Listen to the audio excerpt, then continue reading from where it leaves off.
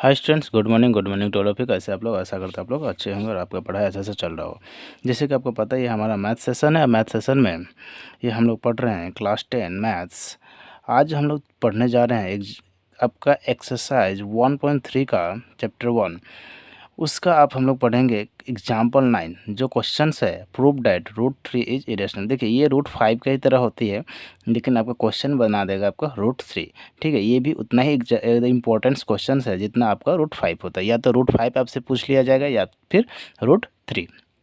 तो ये भी आपको एग्जाम में क्वेश्चन खूब पूछा जाता है, या तो ये √3 दे या √5 दे, बात एक ही है। लेकिन आपको आप √5 नहीं सक रहे हैं तो √3 मतलब किस तरह बनाया जाए, इसीलिए मैं ये वीडियो बनाया जा रहा हूँ। हालांकि आप √5 देख चुके हैं तो इसे नहीं भी देखिएगा तो चले, क्योंकि √5 की जगह ही √3 पुट किया जाता है। अगर अगर और भी अच्छा से समझना चाहते तो इसे आप देख सकते हैं, 10 मिनट का वीडियो होगा आपका, वो आप अच्छे से समझ जाइएगा। ठीक है, चलिए देखते हैं हम लोग आगे। Prove that √3 is irrational. ये बहुत ही इंपॉर्टेंट क्वेश्चन होता है एग्जाम का पॉइंट ऑफ व्यू से, जो कि एग्जाम्पल 9 है। ठीक है, तो चलिए चलते हैं। ये क्या दिया है? Prove that √3 is irrational. एक √3 क्या है? एक इरेशनल नंबर है। सॉरी, ठीक है, इरेशनल नंबर है। ये बताना हमको कि कैसे है। तो हमें इसको बताने के लिए आपको अच्छी तरह से पता है कि अगर आप √5 देखे होंगे तो मैंने बताया था कि रूट में जो भी रहता है वो क्या होता है? एक इरेशनल होता है, लेकिन उसमें परफेक्ट स्क्वायर नहीं होना चाहिए। ठीक है, तो वो मैंने बताया था आपको। अगर वो नहीं देखे तो वीडियो जाकर देखिए। ठीक है, चलिए मैं डायरेक्ट इसका सोल्यूशन पर जाता हूँ, नहीं तो बहुत बड़ा वीडियो हो जाती है। सोल्यूशन में क्या है? देखिए, सबसे पहले मैं मानूंगा एक ये प्रूव करना है कि एक √5 क्या है? एक इरेशनल नंबर है। ये हमें प्रूव करना है। तो चलिए लेट मान लेता हूँ, लेट क्या मानता हूँ? √3 इज रेशनल। क्या मैंने माना? रेशनल माना, इरेशनल नहीं, रेशनल माना। देखिए, और कोई भी रेशनल नंबर जो होता है ना, मैं आपको बता दूं, कोई भी रेशनल नंबर अगर आपको पूछे कि व्हाट इज रेशनल नंबर को हम लोग जो है p/q के फॉर्म में देखते हैं। किसका फॉर्म में देखते हैं? p/q के फॉर्म में देखते हैं। कोई भी रेशनल नंबर वो p/q के फॉर्म में होना ही चाहिए, तभी वो रेशनल नंबर कहलाएगा। ठीक है, तो इसीलिए हमने √3 इज ए रेशनल। ठीक है, मैंने क्या बोल दिया कि √3 एक रेशनल है। अब कैसे रेशनल है मैं बताऊँगा। अगर ये रेशनल है, इसका मतलब ये √3 p/q का फॉर्म में होना चाहिए, ये इसका इक्वल में होना चाहिए, तो वही मैं भी लिखूँगा। देन एंड √3 इक्वल टू क्या होना चाहिए? p/q। क्यों p/q? क्योंकि जितना भी रेशनल नंबर होता है वो p/q के फॉर्म में ही बनते हैं। और देखिए यहाँ पर क्या हो जाएगा, आपका जो p/q है वो एक इंटीजर है। क्या है? इंटीजर है। लेकिन q जो है वो कभी भी 0 नहीं होना चाहिए। क्या नहीं होना चाहिए? 0 नहीं होना चाहिए। और एक बात, ये जो p और q जो है वो हमेशा आपका किस में होना चाहिए?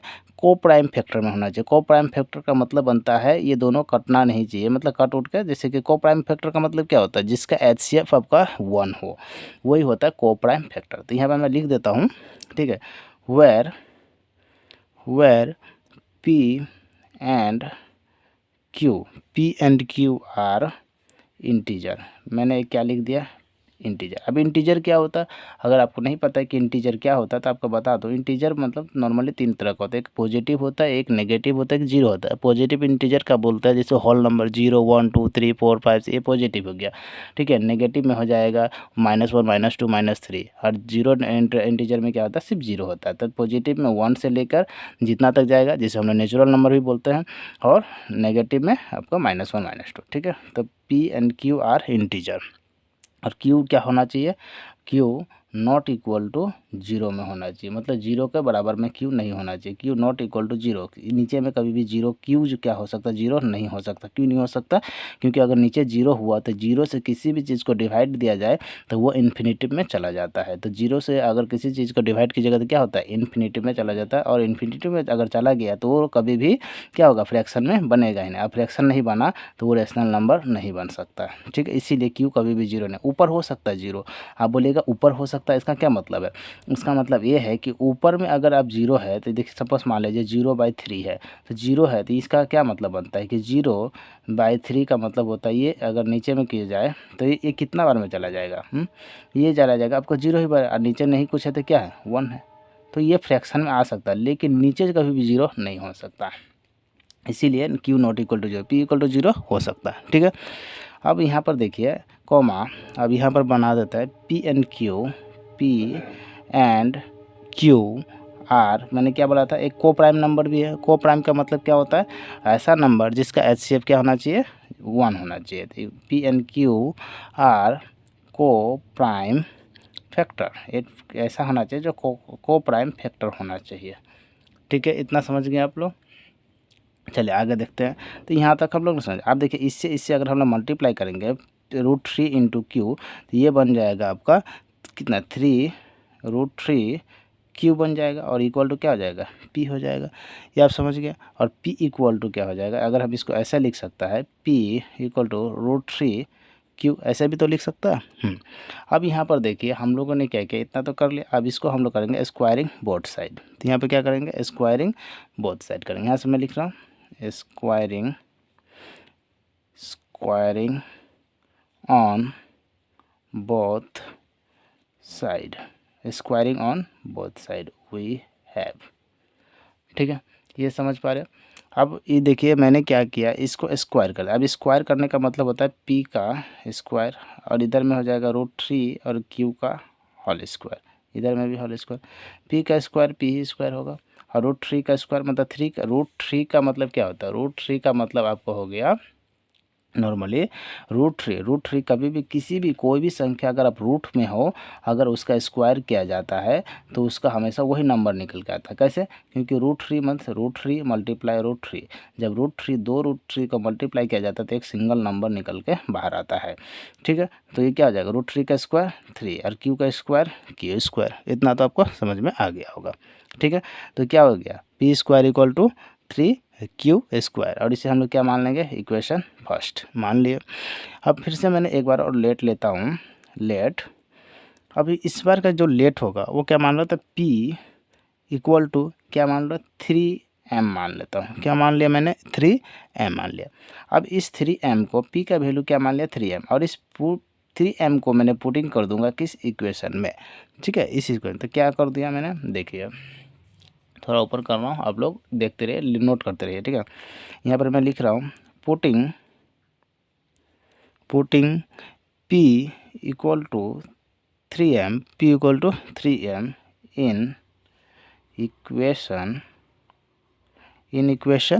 1, क्योंकि एक ही इक्वेशन एंड वी हैव। इतना आप समझ गए।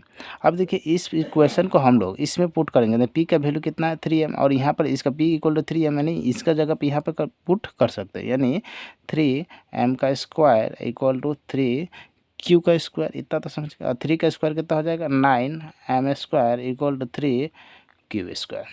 समझ में। अब देखिए क्या कर रहे हैं, इस 3 को इधर भेज देते हैं, तो ये हो जाएगा कितना, ये हो जाएगा आपका 9m square by 3 equal to Q square. ये समझ गए। तो ये हो जाएगा कितना, 3 से 3 टाइम गया, तो ये आपका निकल के आया 3m square equal to Q square. Means इसे भी लिख सकते हैं हम लोग, Q square equal to 3m square भी तो लिख सकते हैं। तो क्यू स्क्वायर इक्वल टू क्या आ गया, 3m स्क्वायर। अब इससे हमें क्या पता चला, तो ये देखिए ये एक फैक्टर है, 3 जो है किसका किसका फैक्टर है, m स्क्वायर का फैक्टर। m स्क्वायर का क्या मतलब, m का मतलब होता है p, यानी p का भी फैक्टर है। और जब p का फैक्टर है तो ये Q square equal to this है, यानी q का भी फैक्टर है, और क्यू स्क्वायर का भी फैक्टर है, यानी सारा का फैक्टर ही आपका क्या है, ये नॉर्मल 3 है। तो हम लोग लिख सकते हैं therefore 3 is the factor of q square and q। समझ गए। एंड क्या लिख सकता हूँ, 3 is the कॉमन फैक्टर। क्या है ये, कॉमन फैक्टर। ये कॉमन क्या क्या फैक्टर है, वो है p एंड q का, p एंड q। तो ये कॉमन फैक्टर भी है p और q का, और ये फैक्टर है q square and q square का। ठीक है, इतना तक समझ गए।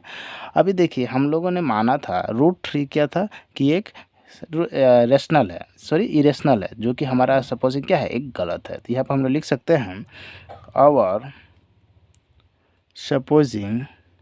आवर